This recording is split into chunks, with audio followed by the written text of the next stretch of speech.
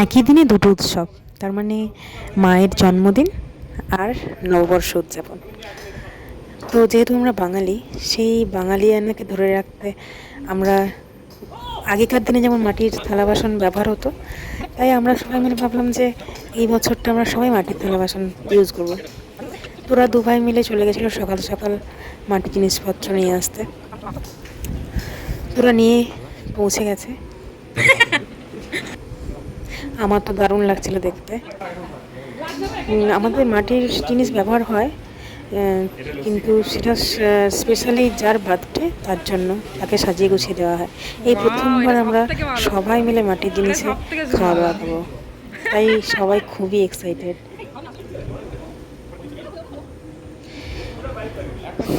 যেহেতু ওখানে তো আর ধোয়া থাকে না, তাই হালকার উপর ধুয়ে মুছে রেখে দেওয়া হচ্ছে।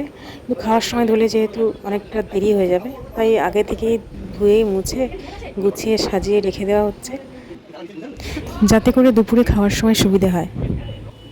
তো আমাদের রেডি বাসনপত্র। যেহেতু বার্থডে, তাই 5 রকমের ভাজা আর পায়েস না করলেই নয়।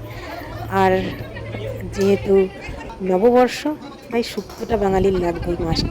তো শুক্তো হয়েছে মাটন, চিকেন, চাটনি, মিষ্টি, আর স্পেশাল ছিল লস্যি। লস্যি হয়েছিল।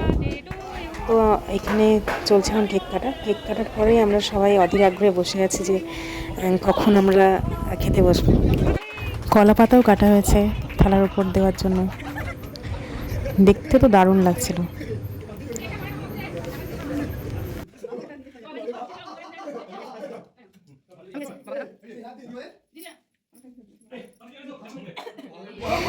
তো এসে গেছি যেটা আমাদের এক্সাইটমেন্ট ছিল, যেটা নিয়ে সেটাতে। তো লস্যি রেডি, এবার খাবার সাজানোও রেডি। প্রথমে যার জন্মদিন সে ফার্স্ট খাবে, তারপরে আমরা সবাই মিলে খাবো। আর সঙ্গে কিছু ফটো তোলা হয়েছিল, সেগুলো ভিডিওতে নেই, সেগুলো আপনাদের সঙ্গে শেয়ার করলাম। আপনারা জানাবেন যে এটা কেমন লাগলো, আপনারা কিভাবে নববর্ষ উদযাপন করেছেন। সবাই খুব ভালো থাকবেন, টাটা।